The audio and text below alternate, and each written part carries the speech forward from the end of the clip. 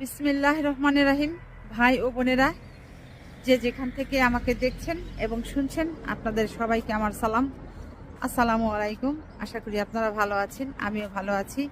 UK property gossip by Tasmina YouTube চ্যানেলের পক্ষ থেকে জানাই শুভেচ্ছা। আজ এপ্রিল মাসের 15 তারিখ, মঙ্গলবার 2025। এই মুহূর্তে লন্ডনের তাপমাত্রা আছে 14 ডিগ্রি সেলসিয়াস। সকালে বেশ ভালোই বৃষ্টি হয়েছে, যে কারণে রাস্তাঘাট কিছুটা শান্ত শান্ত মনে হচ্ছে। তো যাই হোক, আজ যে বিষয়টি নিয়ে কথা বলতে চাচ্ছি সেটা হলো যে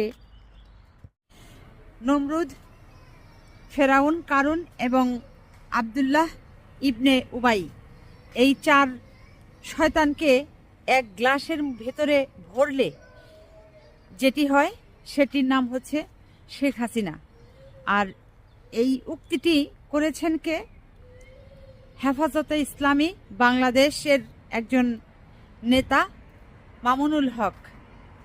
তো এটি যখন আমি প্রথম শুনলাম, আমি আসলে খুব হেসেছিলাম যে এটি কি করে সম্ভব, কি সুন্দর করে এই জিনিসটি তারা মিলিয়েছেন কিংবা তিনি মিলিয়েছেন।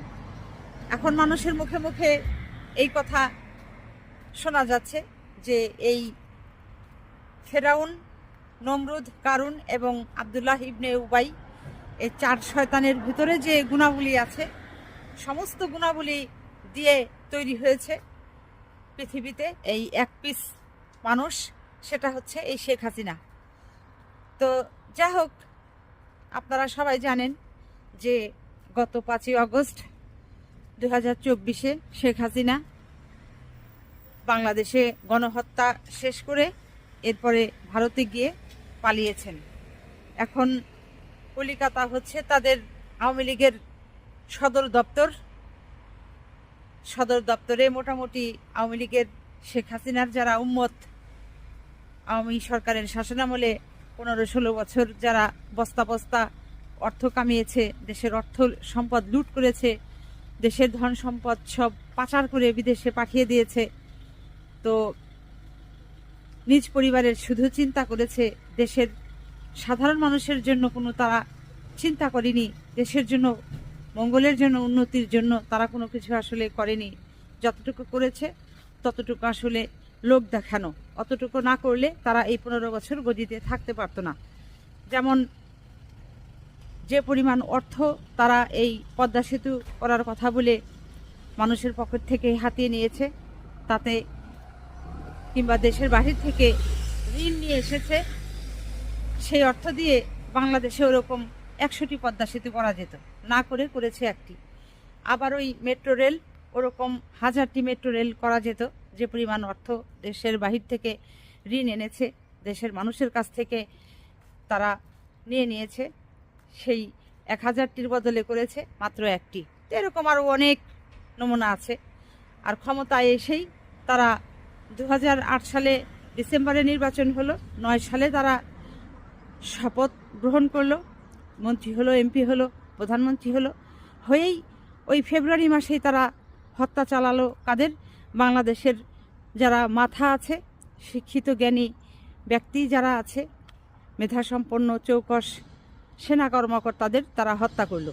এই সেনা কর্মকর্তাদের হত্যা করে তারা হত্যা বিসমিল্লাহ শুরু করলো। এরপর শুরু হলো দেশের কোন কোন জায়গায় অর্থ রাখা আছে, কোন কোন ব্যাংকগুলোর দিকে তাদের শেখ হাসিনার এবং তার সাঙ্গপাঙ্গদের কুনজর পড়লো।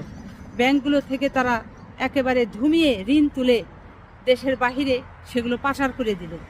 আজ তাকিয়ে দেখেন, ইউরোপের উন্নত দেশগুলোতে এক একজন মন্ত্রীর 200, 300, 400, 500 করে বাড়ি, হোটেল, এগুলোর মালিক তারা।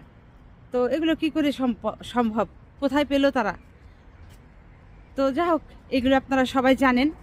আর যে কারণেই হয়তো এই যে হেফাজতে ইসলামী বাংলাদেশের একজন নেতা মামুনুল হক, তিনি কত দুঃখে, কত কষ্টে এই কথাটি বলেছেন যে এই নমরুদ, ফেরাউন, কারুন এবং আবদুল্লাহ ইবনে উবাই, এই 4 শয়তানের ভেতরে যা যা আছে গুণাবলী এক শেখ হাসিনার ভেতরেই সেগুলো আছে। এই চার শয়তান মিলেই হচ্ছে শেখ হাসিনার জন্ম পয়দা। বেশ কয়েকটি মামলায় শেখ হাসিনা আসামি, একেবারে খুনের আসামি থেকে শুরু করে অর্থ পাচার থেকে শুরু করে অনেক ধরনের মামলার তিনি আসামি, এবং এর মাঝে বেশ কয়েকটি মামলায় তার নামে গ্রেপ্তারি পরোয়ানা জারি হয়েছে। তাকে আদালতে নির্দিষ্ট সময় দেওয়া হয়েছে। এই সময়ের মধ্যে যদি শেখ হাসিনা বাংলাদেশে ফিরে এসে আত্মসমর্পণ না করে তাহলে তাকে পলাতক আসামি হিসাবে ধরে নেওয়া হবে এবং ইন্টারপোলের সহযোগিতা চাওয়া হবে তার বিরুদ্ধে রেড অ্যালার্ট জারির জন্য। এবং আশা করা যাচ্ছে যে এই ইন্টারপোলের মাধ্যমে যদি রেড অ্যালার্ট জারি হয় তাহলে ভারত তাকে বাংলাদেশে ফেরাতে বাধ্য, অবশ্যই ফিরিয়ে দিতে হবে, কারণ ভারতকেও আন্তর্জাতিক আইন মেনে চলতে হয়। এখন দেখার পালা যে এই হাসিনার কবে দেশে প্রত্যর্পণ ঘটে এবং বিচারের মুখোমুখি হয়, কি সাজা তার হয়। সবাই ভালো থাকবেন, সুস্থ থাকবেন এবং আমার জন্য দোয়া করবেন। আমার এই চ্যানেলটিতে লাইক, কমেন্ট, শেয়ার এবং সাবস্ক্রাইব করবেন। আসসালামু আলাইকুম, আল্লাহ হাফেজ।